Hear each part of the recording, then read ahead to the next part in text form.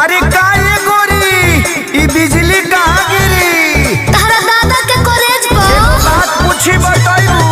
पूछा कहवा के झुमका झुलनी कहवा दुकान कहवा के टिकुली टिकुलिया हमारे हो जान कहवा के टिकुली। अच्छा तो यह सवाल है सुना। छपरा